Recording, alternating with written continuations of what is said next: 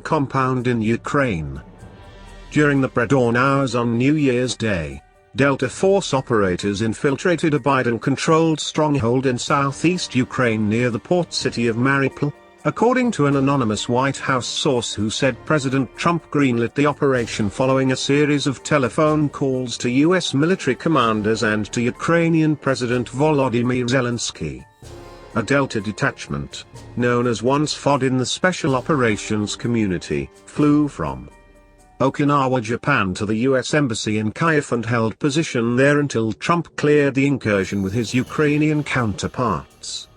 Reliable sources said the Trump administration had obtained credible evidence that the Biden family, by proxy, owned a 200-acre estate and office building 50 kilometers northwest of Mariupol. On paper, the property was owned by Paradigm Global Advisors, a hedge fund firm in which the Bidens have controlling interest. In the late summer of 2006, Joe Biden's son Hunter and Joe's younger brother, James, bought the firm. On the first day on the job, they showed up with Biden's other son, Beau, and 3 large men and fired Paradigm's president and 95% of staff, according to a Paradigm executive who was present. After that, much of Paradigm's overseas ventures went dark but continued to rake in hefty profits despite a conspicuous lack of investors. In June 2009, Washington Free Beacon writer Thomas Breslin opined the following statement: "Paradigm is hardly a reputable company.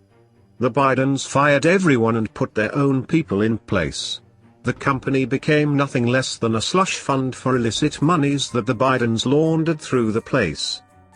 The Trump administration has spent 4 years ferreting out the truth behind Paradigm Global Advisors, according to our White House informant. After years of digging, Trump finally caught a break. A current Paradigm employee, someone the Bidens fucked over, came forward with enough evidence for Trump to make this move. I don't know what specific evidence was presented, but it must have been some heavy-hitting stuff for Trump to call on Delta to take care of it.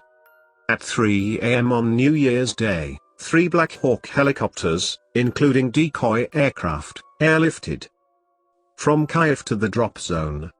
The team found the office building empty, devoid of life. The unit commander described the building as frigid, as if it had been vacant and without heat for a long time.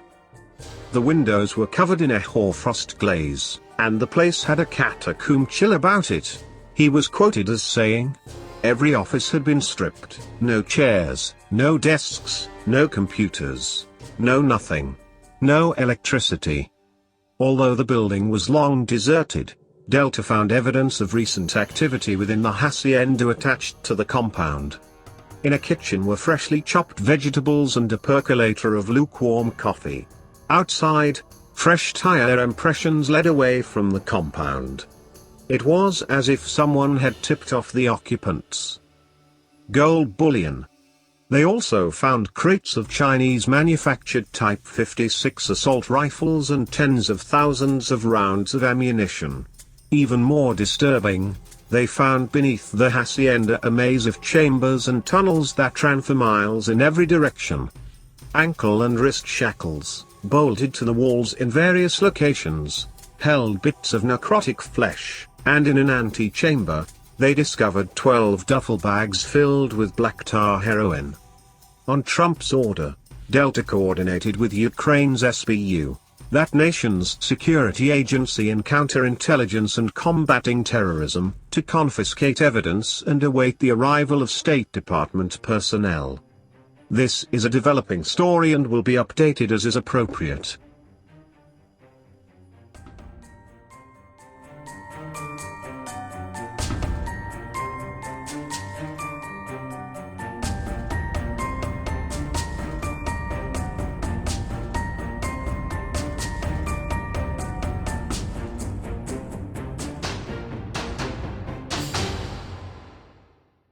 Thank you for watching. Please subscribe to us on YouTube. If you like, donate to us, visit home on the page PayPal.